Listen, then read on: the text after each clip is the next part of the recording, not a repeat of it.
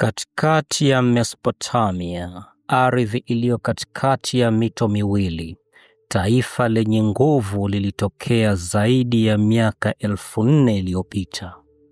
Himaya ya Akkad mara nyingi inatazamwa kama himaya ya kwanza katika historia. Milele ilibadilisha sura ya siasa na tamaduni za ulimwengu wa kale.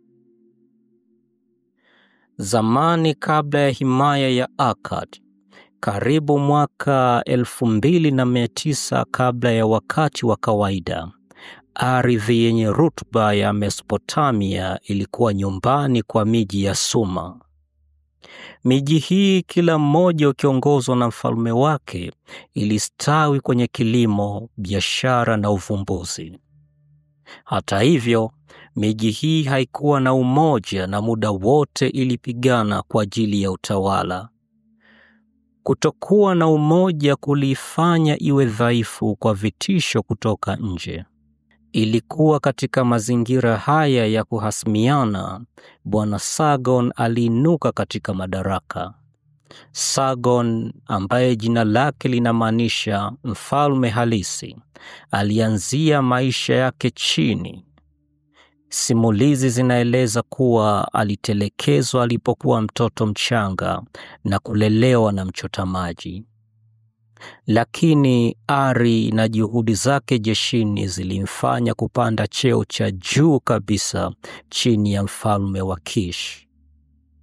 Sargon alimpindua mfalme wa Kish na akaanza kampeni ya kupanua himaya. Karibu mwaka 2334 kabla ya wakati wa kawaida, aliasisi jiji la Akkad kama mji mkuu wa himaya ya Akkad. Kampeni za kijeshi za Sargon hazikuhimilika.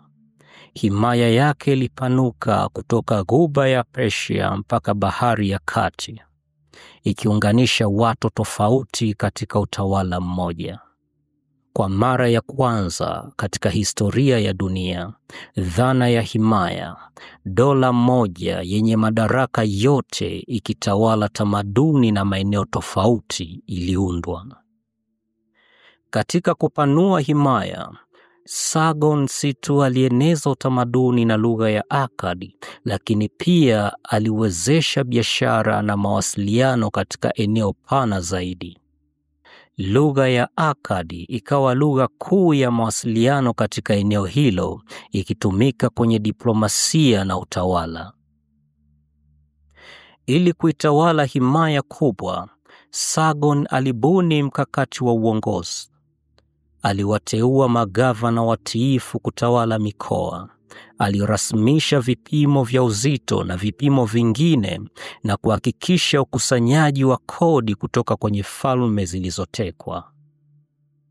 Himaya ya Akkad ilistawi si tu kupitia nguvu za kijeshi, lakini pia kupitia maendeleo katika kilimo, biashara na uandishi. Sanaa na fasihi ya wakati huo iliacha urithi wa kudumu. Hata hivyo, kutawala himaya kubwa kama hii ilikuwa na changamoto zake. Sargon alikabiliana na uasi wakati wa utawala wake. Pia warithi wake walipambana kuendelea kutawala. Mabadiliko ya mazingira, ikijumuisha ukame wa muda mrefu, ulidhoofisha himaya zaidi. Kufikia mwaka 2154 kabla ya wakati wa kawaida, himaya ya Akkad ilidondoka, ikameguka vipande na kuwa dola ndogo ndogo. Hata hivyo, ushawishi wake ulidumu na kusanifu tamaduni zilizofuata. Urithi wa himaya ya Akkad unapatikana katika uvumbuzi, katika utawala, utamaduni na dhana ya himaya yenyewe.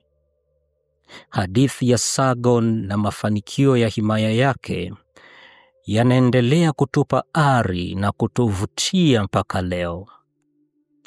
Kutoka chini kabisa mpaka kwenye kilele cha utawala, kuinuka kwa himaya ya Akkad inabaki kuwa ushuhuda kwa ari na ubunifu wa binadamu.